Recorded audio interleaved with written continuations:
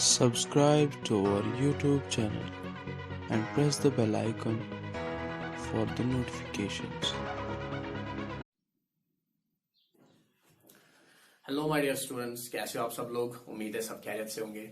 Students, last video के अंदर हमने क्वेश्चन नंबर 7 को डिस्कस किया था और आज इस वीडियो के अंदर हम क्वेश्चन नंबर 8 को डिस्कस करने वाले हैं। Coordinate geometry class 10th exercise 7.2। चलिए क्वेश्चन नंबर 8 को पढ़ते हैं और फिर समझते हैं और देन इसका हम सॉल्यूशन निकालेंगे।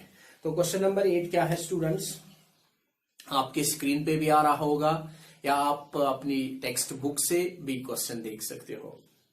तो क्वेश्चन है, if A and B -2, -2 and 2, -4 respectively find the coordinates of P such that AP equal to 3/7 AB and P lies on the line segment AB। देखिए बच्चों, ये सवाल है क्या कह रहा है, दो पॉइंट्स है ए और बी। जैसे यहां पर मैंने बनाया है दो पॉइंट्स ए और बी एक लाइन सेगमेंट बना रहे हैं। ये ए पॉइंट है, ये बी पॉइंट है, दोनों लाइन सेगमेंट बना रहे हैं, ठीक है ना। तो एक पॉइंट ए जो है उसके कोऑर्डिनेट्स आपको दिए हुए हैं। तो ए के कोऑर्डिनेट्स दिए हुए हैं -2, -2 और बी के कोऑर्डिनेट्स भी आपको दिए हुए हैं 2, -4।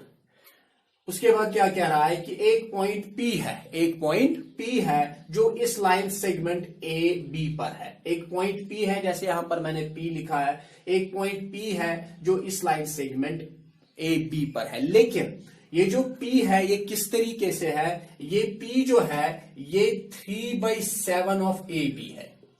यानी उसका मतलब क्या होता है, इसका मतलब ये होता है कि अगर आप इस ए बी को 7 हिस्से करोगे तो इस ए बी को आपको 7 हिस्से करने हैं और तीसरे हिस्से पर पॉइंट पी है, उसी को कहते हैं 3/7। यानी टोटल आप इसके 7 हिस्से कीजिए और तीसरे हिस्से पर आप पॉइंट पी को रखिए। तो जैसे हमने यहां पर अंदाजे से फिलहाल पॉइंट पी को यहां तीसरे हिस्सा माना है, यहां पर रखा है और आपको इसी पॉइंट पी के बच्चों कोऑर्डिनेट्स चाहिए कि एक्स कितना होगा और वाई कितना होगा। तो चलिए हम ये क्वेश्चन करते हैं। तो क्वेश्चन नंबर 8 है। अब दिया हुआ है ए और बी दोनों पॉइंट्स है, गिवन दैट दिया हुआ है ए जिसके कोऑर्डिनेट्स -2, -2 दिए हुए हैं, -2, -2 एंड बी, और पॉइंट बी दिया हुआ है जिसके कोऑर्डिनेट्स 2, -4 है। बी द पॉइंट्स, ये पॉइंट्स है joining line segment A B, जो लाइन सेगमेंट ए बी बनाते हैं दो पॉइंट्स ए और बी। और ऑल्सो ये भी दिया हुआ है, आप बुक से भी देख सकते हो कि दिया हुआ है एपी इक्वल, एपी जो है वो दिया हुआ है, कितना दिया हुआ है 3/7 ए बी। तो ये भी गिवन है, एपी जो है वो 3/7 एपी है। देखिए बच्चों यहां नजर आप रखिए, तो ये एपी इक्वल टू बराबर 3/7। अब यहां से आप डायग्राम से देखिए, ये देखिए ए बी जो है, ए बी के अब दो हिस्से हो रहे हैं। देखिए ये लाइन ए और बी है, इस ए बी के दो हिस्से हो रहे हैं। अब कौन कौन सा हिस्सा हो रहा है, एक यहां देखिए पॉइंट पी है ना, एक तो एपी दूसरा बीपी। तो इस ए बी के दो हिस्से हो रहे हैं, एक ये एपी दूसरा ये बीपी। तो ए बी जो है, ये जो ए बी है, देखिए बच्चों यहां पर ये जो ए बी है, इस ए बी के बजाय मैं क्या लिख सकता हूं, एपी प्लस बीपी, क्योंकि एपी प्लस बीपी क्या बनाएगा, A B. AP plus BP बच्चों क्या बनाएगा, ए बी। तो वही यहां पर मैंने लिखा कि ये जो ए बी है ये बराबर होगा एपी प्लस बीपी। अब देखिए एपी इक्वल टू, ये मल्टीप्लाई में है तो यहां पर 3 इंटू एपी, इनको मल्टीप्लाई करना है 3 के साथ, 3 इंटू एपी तो 3 AP बनेगा। आगे फिर plus plus plus 3 into BP, वो 3 BP बनेगा। इसको हम 1 मान लेते हैं डिनोमिनेटर में, क्योंकि कुछ है नहीं तो 1 होता है। 7 multiplied by 1, 7 1 are divide 7 upon 7। अब देखिए यहां पर हम इसको 1 मान लेते हैं, ठीक है ना। अब फिर यहां पर क्रॉस होगा, क्रॉस मल्टीप्लीकेशन, क्योंकि इक्वल टू बीच में है तो क्रॉस मल्टीप्लीकेशन होगा।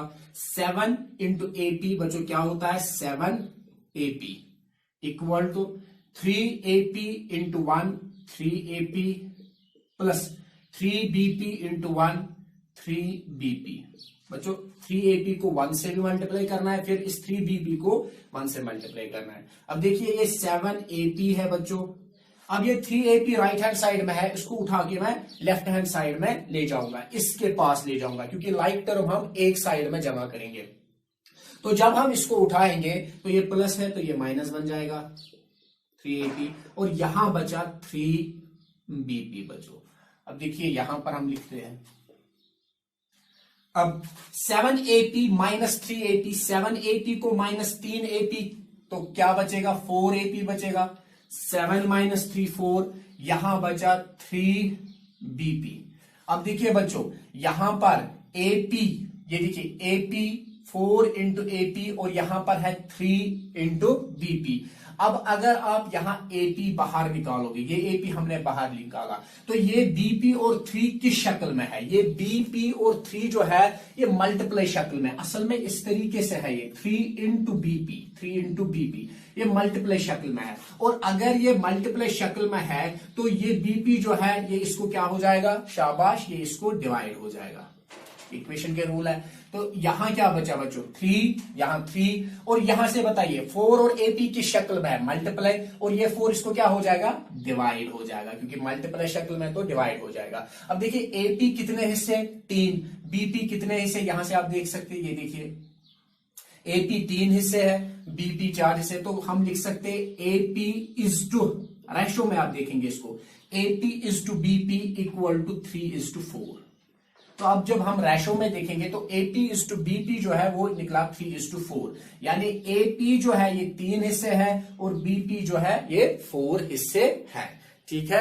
अब ये जो है ये हमें पहले भी पता था, लेकिन हमें इसको निकाल के देना है, यहां पर रेशो निकाल के देना है। अब इसने पहले ही बताया था ये पॉइंट AP जो है ये है 3/7 AB। जैसे मैंने आपको पहले ही बताया, इसके 7 हिस्से आप कर लो, तीसरे हिस्से पे क्या है, तीसरे हिस्से पे P है, तो यहां कितने बचे 3, 7 में से 3 घटा लो तो कितने बचे 4, तो वही यहां पर भी आ गया 3 इज टू 4, AP 3 हिस्से BP 4 हिस्से। तो अब यहां देखिए आपको रेशो अब निकला, तो जब रेशो निकला और कोऑर्डिनेट्स भी है, रेशो निकला और कोऑर्डिनेट्स भी है, तो अब आप इसके कोऑर्डिनेट्स P के पॉइंट P के कोऑर्डिनेट्स जो है वो अब इजी से आप निकाल सकते हो। तो अब ये बिल्कुल सिंपल सा क्वेश्चन आपको जो है यहां बना।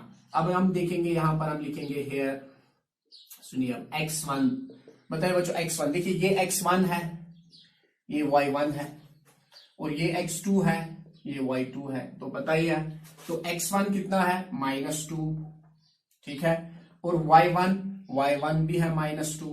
बच्चों x2 कितना है, x2 यहां से देखिए x2 2 है, y2 कितना है बच्चों, y2 हाँ -4 है। इसी तरीके से M1 बच्चों, M1 कितना है, ये देखिए M1, ये M1 होता है, M1 means ratio first, M2 means ratio second, तो M1 जो है वो 3 है बच्चों। M2 कितना है, M2 जो है वो 4 है। अब देखिए यहां पर हमने x1 y1 x2 y2 और M1 M2 जो है यहां पर प्लॉट किया है। अब हम इस पॉइंट P के कोऑर्डिनेट्स निकालेंगे, और इस पॉइंट P के कोऑर्डिनेट्स जो हम निकालेंगे वो हम सेक्शन फॉर्मूला से निकाल सकते हैं यहां पर, क्योंकि रेशो दिया हुआ है, तो बाय यूजिंग सेक्शन फॉर्मूला।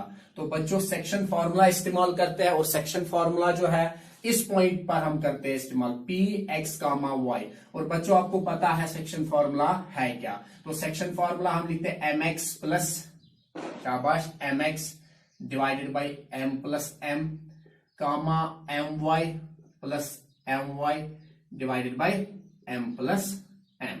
तो ये सेक्शन फॉर्मूला हम लिखते हैं mx प्लस mx, इस तरीके से लिखते हैं, divide by m plus m, और my plus my divided by m plus m। अब यहां पर हम नंबरिंग देंगे 1 2 2 1, यहां से भी 1 2 2 1, और फिर यहां से 1 2 1 2। तो ये है सेक्शन फॉर्मूला। अब देखिए क्योंकि x और y पे सेक्शन फॉर्मूला हमें इस्तेमाल करनी है, p पर कि x निकले और y निकले, तो अब बचा यहां पर देखिए, यहां पर m1 जो है, m1 कितना है हमारा यहां से, इसीलिए मैंने प्लॉट किया यहां पर। तो m1 बताइए कितना है 3 मल्टीप्लाई x2, बचा x2 यहां से देखिए, x2 जो है यहां x2 वो 2 है, फिर प्लस m2 बताइए m2 कितना है 4 है m2, मल्टीप्लाई x1, इनके बच्चों x1 जो है वो -2 है, फिर अपॉन m1 3 प्लस m2 4।